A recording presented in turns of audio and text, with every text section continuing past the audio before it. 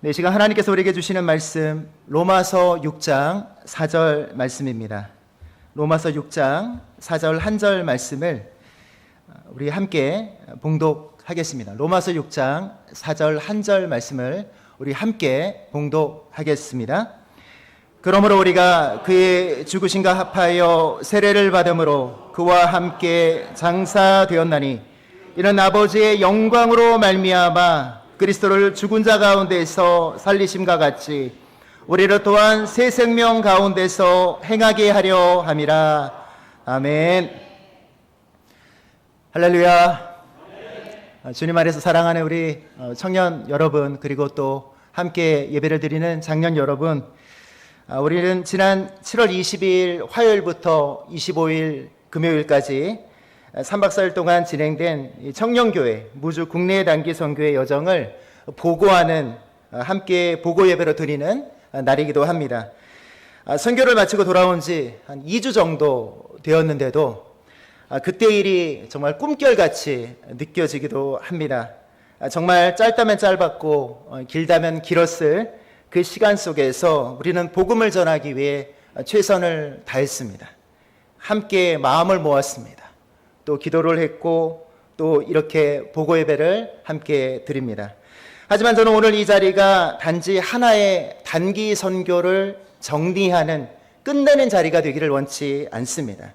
오늘 이 자리가 우리에게 주어진 복음을 새롭게 하고 또 복음으로 새롭게 살아가는 결단의 자리가 되기를 소망합니다.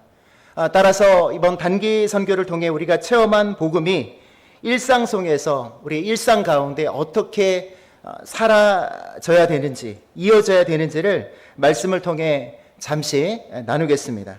오늘 우리가 읽은 성경 로마서 6장 4절은 우리에게 이렇게 다시 한번 선포합니다.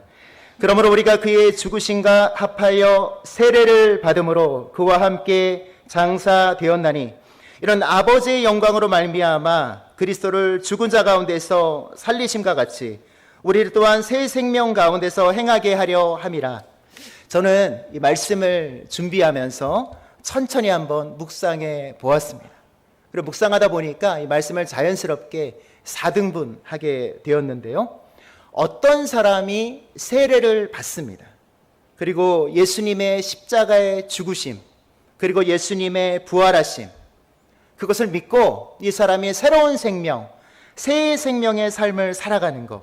오늘 말씀은 이렇게 네 부분으로 좀 나눌 수가 있습니다. 오늘 성경에서는 우리가 세례를 받음의 그 행위가 단순히 예수님을 믿는 자가 아니라, 예수님을 믿는 자가 되는 것이 아니라 예수님과 함께 십자가에서 죽고 예수님과 함께 부활한 사람들이다 라고 말을 합니다. 즉 바울 사도는 예수님의 죽으신 그 죽음은 죄인된 우리를 대신하여 우리의 옛사람이 함께 죽은 것이고, 또 예수님의 죽음에서의 부활은 우리로 하여금 새로운 생명, 새 생명 가운데 살아가게 하기 위함이라고 말하고 있습니다. 이 얼마나 기쁜 소식인가요? 우리가 살아가면서 이보다 더한 기쁜 소식을 들어본 적이 있습니까? 오늘 2025년 오늘을 살아가는 우리에게 가장 들려지고 싶은, 가장 들었으면 하는 기쁜 소식은 어떤 게 있습니까? 우리 자녀가 이번에 대학 수학능력시험에 좋은 성적으로 입학하는 거, 우리 결혼하지 않고 있던 우리 자녀가 이번에 정말 갑자기 남자친구, 여자친구를 데리고 나타나서 엄마 아빠 이제 결혼하겠습니다라고 말하는 거, 출산을 기다렸던 가정 가운데 자녀가, 또 손주가 태어나는 소식, 아니면 집값이 많이 올라서 집을 좀 적절한 시기에 팔 수 있는 것, 여러 가지 많은 우리를 기쁘게 하는 소식들이 있겠지만, 그러나 그 어떤 소식과도 비교할 수 없는 가장 큰 기쁨의 소식이 예수 그리스도가 우리를 위해서 십자가에서 대신 죽으시고 예수님의 대신 죽으심으로 말미암아 예수님의 부활하심이 우리의 부활이 되어지고 예수님과 함께 저 천국을 상속받는 사람이 되었다. 이것이 가장 큰 기쁨이 아니겠습니까? 80년 전에 1945년 8월 15일 우리 오전 예배를 통해서 담임 목사님 통해서 우리가 귀한 말씀을 들었습니다. 광복의 기쁨이 그 시대 많은 사람들에게는 정말 피부로 와닿는 그런 기쁨이었습니다. 그런데 한번 보십시오. 광복 이후에 태어난 우리들에게 광복의 기쁨이 정말 큰 기쁨이 됩니까? 엄마, 아빠, 우리 부모님의 기쁨, 우리 할아버지의 기쁨일 수 있지만 그들이 느꼈을, 우리 부모님들 또 할아버지 할머니가 느꼈을 그 기쁨만큼의 그 기쁨인지를 한번 자문해 본다면 광복의 기쁨이 또한 누구에게나 기쁨이 되었을까요? 일본 천황에게도 그것이 기쁨이었을까요? 우리나라가 광복하는 그날은 일본에게는 패망의 날이었습니다. 치욕의 날이었습니다. 여러분, 그렇게 본다면 예수 그리스도의 그 우리를 대신하여 죽으심과 예수 그리스도의 부활은 모든 인류에게 기쁨이 될 줄 믿습니다. 어떤 직업을 갖고 살든 어떤 모습으로 살아가든 모든 이들에게, 어린아이부터 노년 어르신들에 이르기까지 한 분 한 분에게 빼앗을 수 없는 그 기쁨이 바로 예수 그리스도가 우리를 위하여 죽으시고 또 십자가에서 죽으시고 부활하신 그 사건임을 믿습니다. 그래서 그것이 바로 복음입니다. 복된 소식이라는 것입니다. 여러분, 그러나 오늘 이 복음이 단지 2000년 전에 예루살렘에서 일어난 그 사건, 과거의 그 사건이 아니라 이 복음이라고 하는 것이 오늘 지금 우리에게, 우리의 삶과 호흡 속에서 현재형으로 진행되는 그런 소식이기를 소망합니다.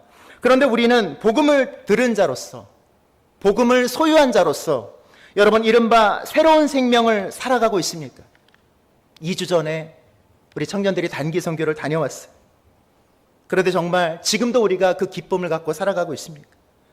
우리는 이 시간에서 다시 한번 질문해 봐야 됩니다. 나는 정말 예수님의 부활을, 예수님의 주시는 참 생명을 누리며 살아가고 있는가? 예수님의 십자가에서 죽음이 나에게 어떤 의미였는가? 선교 현장에서 누렸던 복음의 기쁨이 일상으로 돌아온 지금의 내 삶에도 여전히 기쁨이 되고 있는가? 우린 다시 한번 우리 자신에게, 저도 마찬가지입니다, 질문해 봐야 됩니다. 이번 무조단기 선교를 통해 우리 모두는 저마다 예수님으로 인해 주어진 부활의 생명, 새 생명을 몸으로 살아내는 시간을 가져보았습니다. 한 번도 만나지 못했던 낯선 이웃을 향해 용기 내어 다가가 배를 눌렀고요, 문을 두드렸습니다. 그들과 함께 잠깐의 시간이었지만 작은 것에서도 웃고 우는 시간이 되었습니다. 우리 청년들 가운데는요, 축구연도를 통해서 할머니 할아버지가 건넨 옥수수를 먹기도 했습니다. 그리고 할머니 할아버지가 말동무를 되어드리기도 했습니다. 그 작은 것 때문에 기뻐하는 순간이기도 했습니다. 그리고 또한 예수님의 이름을 조심스럽게나마 떨리는 목소리로 전하기도 했습니다. 그것은 죽은 자처럼 살아가던 우리가 예수님 안에서 다시 살아난 증거가 되기도 했습니다. 단기 선교를 경험한 우리 청년들이 쓴 간증문에는 이번 단기 선교를 통해서 복음을 소유한 자로서, 예수님께서 주신 부활 생명을 가진 자로서 새 생명의 삶을 살아간 이야기들이 진솔하게 들어 있습니다. 잠시 후에 그 중에서 두 사람의 간증을 우리는 함께 나눌 것입니다. 단기 선교 기간 중에 목요일 밤이었어요.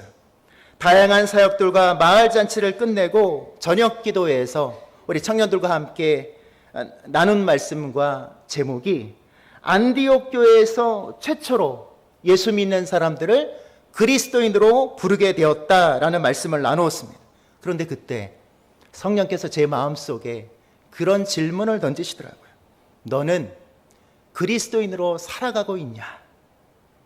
그리스도인이라는 이름으로 지금 살아가고 있는가? 제가 그것을 우리 청년들과 함께 나눴어요. 오늘 성령께서는 우리에게 질문하십니다. 너희는 그리스도인이라고 하는 이름으로 평소의 삶을 살아가고 있느냐? 예수님을 믿는다고 하면서 우리는 우리의 일상을 믿음 없이 예수님을 모르는 사람들처럼 살아가고 있지는 않습니다. 이 세상의 것이 전부인 것처럼 살아가고 좀 더 움켜쥐고자 좀 더 차지하기 위해서 아웅다웅하며 살아가고 있는 것은 아닙니까? 더욱이 길과 진리요 생명이신 예수님을 전하기는커녕 예수님을 소개하기에, 전하기에 부끄러운 삶을 살아가고 있는 것은 아닐까 질문하게 됩니다. 그렇습니다. 우리가 참으로 예수님을 믿는 사람들이라면 예수 그리스도의 십자가의 죽으심과 그 부활하심을 나와 관계 있는 사건이라고 고백하고 예수님과 함께 죽고 함께 부활했다라는 고백을 한다면 당연히 우리는 새 생명으로 살아야 합니다. 그렇다면 새 생명으로 살기 위해서 어떻게 해야 할까요? 오늘 성경 본문에서는 4절 하반절 말씀인데요, 이렇게 말을 합니다. 우리로 또한 새 생명 가운데서 행하게 하려 함이라 라고 했습니다. 여러분, 유독 눈길을 끄는 단어가 있습니다. 행한다 라는 단어입니다. 이 행한다라고 하는 단어는 헬라 원어로 페리파티사이로 읽게 되어지는데 직역하면 걸어다니다, 살아가다, 생활하다 라는 뜻입니다. 바울이 즐겨 썼던 비유적 표현인데요, 삶의 방식, 또 습관, 태도 전체를 가리키는 것입니다. 단순히 어떤 행동 몇 가지를 하는 것이 아니라 전인적인 삶의 방향과 스타일을 말하는 겁니다. 예를 들어서 이런 거죠. 에베소서 5장 2절에 그리스도께서 너희를 사랑하신 것 같이 너희도 사랑 가운데서 행하라. 또 갈라디아서 5장 16절에 내가 이르노니 너희는 성령을 따라 행하라. 그리하면 육체의 욕심을 이루지 아니하리라. 어떤 뜻이라고요? 이 말들이 결국 행한다라는 것이 단지 믿는 것이 아니라 내가 믿습니다 이게 아니라 살아낸다라고 하는 의미입니다. 따라서 새 생명을 가진 자로서 우리의 삶의 방향과 스타일을 바꿔서 살라는 뜻입니다. 말씀을 따라 생각을 하는 것이고요, 그동안에 어떤 생각을 할 때 말씀 가운데 집중하지 않았다면 이제부터는 하나님 말씀을 펼쳐서 우리의 문제를 놓고 하나님 말씀은 무엇이라고 먼저 말씀하시는지를 귀를 기울이는 거예요. 어떤 우리가 결정을 내리기 전에 하나님 말씀을 펼쳐서 하나님은 이 말씀 가운데 어떻게 말씀하시는지를 우리가 질문하는 것입니다. 말씀을 따라 생각하는 거고요, 또한 복음을 따라 관계를 맺는 거예요. 그동안은 그냥 어떤 취미가 같아서 관계를 맺었다면, 친구가 되었다면, 이웃이 되었다면 이제는 모든 우리의 인간 관계를 복음을 전하기 위한 통로로 쓰는 것입니다. 거래처 사람들과도, 우리 집에 정수기를 점검하러 오는 아주머니에게도, 우리 옆집에 사는 사람들에게도, 우리 자녀의 학부형 우리 부모님들에게도, 우리 아이 친구 엄마에게도 복음을 맺기 위한 관계로 살아가는 것입니다. 그리고 예수님을 따라 일하는 것입니다. 사람들의 눈치를 보는 것이 아니라 무슨 일을 하든지 죽게 하듯 하는 것, 바로 그렇게 일하는 것. 또 십자가를 따라 좀 더 희생하고 헌신하는 삶을 살아가는 것, 이 모든 것들이 바로 무엇입니까? 행하는 것입니다. 우리의 삶의 방향과 스타일을 바로 바꿔서 새 생명을 가진 자로서 살아가는 것입니다. 선교지에서 우리가 그러했듯이 우리의 평범한 일상 속에서도 그리스도의 생명이 흘러가야 합니다. 제가 들어오기 전에 지금 팔찌를 하나 지금 차고 올라왔습니다. 이게 무엇인지 아십니까, 여러분? 복음 팔찌입니다. 우리 청년들이 이번에 이 복음 팔찌를 가지고 갔습니다. 복음 팔찌가 이게 바로 4개의 심볼스가 있습니다. 사랑 하트 표시가 있고, 나누기 표시가 있고요, 십자가 표시가 있고, 물음표 표시가 있어요. 이게 바로 이제 소위 말해서 CCC에서 하는 사형리, 이제 그거를 조금 형상화해서 심볼스라고 해갖고 쓰는 것인데요. 여러분, 이 복음 팔찌를 쓰려고 얼마나 노력을 했는지 몰라요. 우리가 이번에 단기 선교 가기 전에 부산대학교 CCC 간사님을 초대해서 그분 통해서 어떻게 하면 복음을 전할 것인지 전도 교육과 실습까지 한번 해보고 갔습니다. 그리고 정말 현장에서 이 복음 팔찌를 쓰고자 했어요. 이 심벌스를 얘기하고자 했어요. 그런데 막상 현장에 가니까 쉽지 않은 거예요. 왜냐하면 도시와 농촌은 달라요. 그렇죠? 도시와 농촌은 다르잖아요. 도시에서 잠깐 시간 되십니까? 잠깐 이야기 농촌에서는 농사일 하러 가셔야 돼요. 농작물을 따면서 말씀을 드리면 모를까? 같이 샤인머스켓을 따드리면서 이야기하면 모를까? 도시와 농촌은 다른 환경이고요. 더군다나 우리들이 집중해서 전도해야 되는 대상은 어르신들이에요. 나이 지긋하신 어르신들. 그분들의 관심사가 있어요. 우리 청년들의 관심사는 연애, 결혼이겠지만, 비전이겠지만, 진로이겠지만, 나이 드신 어르신들의 관심사는 건강이죠. 그리고 노후, 지금 이제 여생을 어떻게 마무리할 것인가 이겠죠. 그런 여러 가지 관심사가 다르다라는 거죠. 그거를요, 이번에 그러다 보니까 호락호락하지 않는 거예요. 첫날 축허전도를 하는데 우리 청년들이 그것을 많이 느꼈어요. 목사님, 복음팔찌를 써보기도 전에 이미 교회 안 가시다는 얘기를 들었습니다. 관심 없다는 얘기 들었습니다. 그 얘기를 들었어요. 그런데 첫째 날 축허전도의 경험을 바탕으로 저희는 청년들과 함께 전도 전략을 다시 짰어요. 새롭게 짰어요. 할머니, 할아버지가 관심을 가질 만한 이야기, 편안한 대화로 한번 접근을 한번 해보자. 그렇게 우리가 조정을 했습니다. 예를 들면 이거죠. 할머니, 몸은 좀 어떠세요? 우리 목요일에 유명하신 부산에서 동의보감 허전을 뛰어넘는 유명하신 선생님이 오세요. 치과 치료해 주시고요. 눈을 막 그냥 보게 해 주시고요. 이런 이야기를 하면서 저희가 또 접근을 했고요. 또한 주위에 혹시 교회 다니는 분들은 없으십니까? 이렇게 저희가 그런 질문을 던져갖고 이 할머니, 할아버지, 어르신들과 이렇게 말을 하면서 복음을 전하고자 했습니다. 이렇게 복음을 전하기 위해서 우리 청년들이 전도 대상자인 어르신들과 함께 치열한 밀당을 했어요. 밀고 당기기를 했습니다. 밀고 당기기를 했는데 이 모든 것들이 우리 예비 청년 교회가 청년들 모두가 경험하게 된 값진 소득이라고 저는 생각합니다. 지난주일 사부 예배 때에도 잠시 말씀드렸지만 우리는 이제 이 모든 경험을 활용해야 돼요. 단기 선교 가운데 했던 새 생명의 삶, 일시적으로 살았던 그리스도인의 삶, 그리스도인다운 삶을 이제 우리는 평범한 일상에서 살아내야 합니다. 그리고 그 일상도 하나님 나라를 위해서 살아가야 합니다. 마태복음 6장 33절에 너희는 먼저 그의 나라와 그의 의를 구하라. 그러면 이 모든 것을 너에게 더하시리라. 고린도전서 10장 31절에 그런즉 너희가 먹든지 무엇을 하든지 마시든지 무엇을 하든지 다 하나님의 영광을 위하여 하라 라는 말씀처럼 우리 일상의 삶의 모든 부분에 있어서 그 중심에 그 우선순위로 하나님 나라를 둬야 되고요, 복음을 둬야 되고요, 예수님을 우리의 삶의 중심에 두었을 때 우리는 자연스럽게 새 생명으로 살아가는 삶이 될 줄 믿습니다. 오늘 우리 모두가 마찬가지예요. 우리 일상의 삶 가운데 오늘 아까 우리 마지막 찬양 예람 찬양단에서 불렀던 것, 그 주님의 나라와 뜻이 나의 삶 속에 이루어지기를 소망한다는 찬양이잖아요.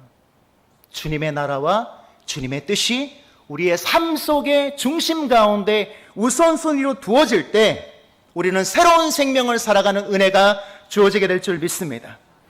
단기 선교는 끝났습니다. 세상에서 가장 기쁜 소식, 귀하고 값진 소식인 복음을 전하는 삶은 끝나지 않았습니다. 이 땅에서 우리의 목숨이 다하도록 평생 동안 해야 할 우리의 사명, 새 생명의 삶입니다. 새 생명 가운데 행하는 삶은 매일의 선택과 매 순간의 결정성에서 이어지는 여정이 될 것입니다. 우리의 가정에서, 우리가 몸담고 있는 회사, 직장에서, 또 우리의 관계 속에서, 교회 안에서, 일터 가운데 시간과 물질을 사용할 때 우리는 다시 한번 우리에게 질문해야 됩니다. 나는 부활의 생명으로 살아가고 있는가? 나는 새 생명으로 살아가고 있는가? 이런 질문 앞에 매일 설 때, 그리고 때를 얻든지 못 얻든지 예수 그리스도를 전하기 위해 노력해 가는 우리가 되기를 원합니다. 제가 처음 우리 청년교회 공식적인 부임을 하기 전날 우리 위원장님과 우리 또 부장님과 또 간사님들 또 임원들이 모여서 첫인사 겸 회동을 했습니다. 제가 3월 첫 주일날 부임을 했는데요. 근데 그 전날이었어요. 근데 그 자리에서 제가 질문을 했어요. 제가 우리 청년부를 위해서 청년교회를 위해서 무엇을 하면 좋겠느냐 물었을 때 임원들이 이구동성으로 외친 게 있었습니다. 제자 훈련이요. 그리고 단기 선교요. 그렇게 시작된 단기 선교였습니다. 사실 저는 원래 해외는 단기 선교, 예를 들면 네팔 단기 선교, 인도 단기 선교라는 말을 쓰고 국내는 아울리치라는 말을 썼어요. 이 봉사활동이라는 개념으로 썼는데 그게 좀 익숙합니다. 그런데 기도하며 준비하던 중에 그냥 국내도 단기 선교라는 표현을 써야겠다라는 생각을 하게 되었습니다. 선교, 그러니까 이번 단기 선교에서 우리는 그 무엇보다 선교를 하려고 했습니다. 전도를 하려고 했습니다. 본질적인 일을 감당하는데 집중하고자 했습니다. 거기는 여러 가지 이유가 있습니다. 바로 2년 전 제가 이 상곡교회를요, 동네 중앙교회 우리 청년들과 함께 가기 전에 2년 전에 서울에 있는 청년들과 함께 여기서 사역을 했었어요. 단기 선교로 왔어요. 왔는데 농촌 봉사활동 위주로 하다 보니까, 농활 사역을 하다 보니까 예상과 다르게 모든 게 전개됐어요.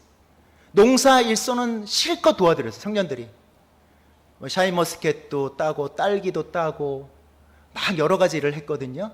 그런데 저희는 기대했어요. 농사 일손을 도와드리면서 이 어르신들과 이야기를 나눌 수 있겠거니 생각했는데 어르신들이 그냥 들어가 버리시더라고요. 농사만 농사 일만 배분해 주시고 그냥 들어가 버리시는 거예요. 새참도 안 주셨어요. 그러니까 그 서울에 있는 청년들이 진짜 땀을 비 오듯이 흘리고 오전에도 나가서 농사일하고 오후도 농사일하고, 저희가 원하는 건 뭐죠? 어르신들과 대화를 하길 원했는데 대화할 틈이 없는 거예요. 제가 그때 그게 너무나 마음이 아팠고 돌아오고 나서 후회가 되었어요. 그래서 이번에는 간다면 농사하지 않겠다. 농사는 절대 도와드리지 않고 전도하겠다. 축허전도를 주된 사역을 하고 임용과 또 의료사역과 여러 가지 카페, 미디어 사역, 또 예술, 마을잔치 사역을 통해서 틈만 나면 복음을 증거하도록 하자라는 방향을 잡았습니다. 그리고 그것을 적중했어요. 처음에 이훈하 목사님도 축허전도 얘기를 했을 때 안 될 거, 좀 그걸 왜 하려고 하나라는 말씀을 하셨거든요. 근데 그걸 했습니다. 이훈하 목사님 마지막 날 저희 청년들에게 솔직한 마음에 담아둔 이야기를 하셨어요. 지난 10년 동안 여기서는 이처럼 무속신앙과 불교신앙이 강하게 자리 잡은 곳이어서 축허전도가 별로 효과적이지 않을 거라고 생각을 했다라는 거예요. 그리고 축허전도를 하지 않았다고 합니다. 그런데 우리 이번 청년들을 통해 축허전도를 다시 바라보게 되었다. 이게 되는구나라는 생각을 하게 되었다고 말씀을 했습니다. 저도 마찬가지였습니다.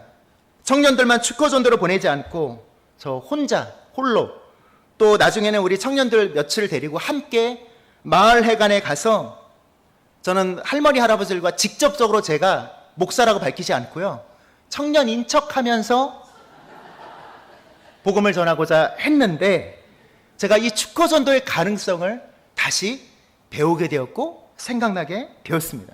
옆에 우리 청년 자매랑 같이 갔는데 이 청년 자매를 보니까 제가 가만히 있으면 안 되겠는 거예요.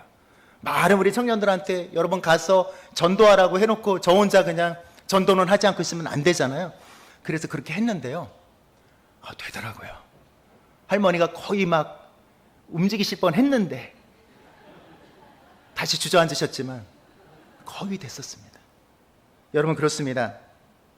전도를 해야 됩니다. 우리에게는 전도를 해야 된다라고 하나님은 우리에게 말씀하십니다.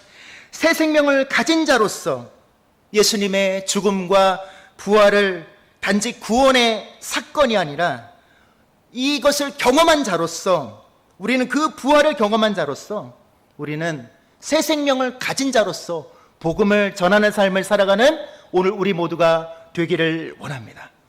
선교는 짧았습니다. 그러나 복음을 전하는 것은 끝나지 않았습니다.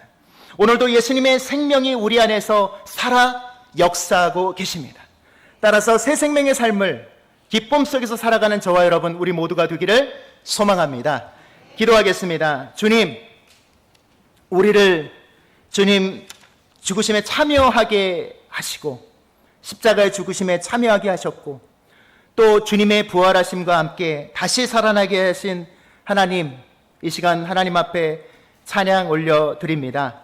이제 우리로 하여금 새 생명 가운데 행하는 삶이 되게 하여 주옵소서. 이번 단기 선교의 모든 걸음이 주님의 은혜였음을 고백합니다.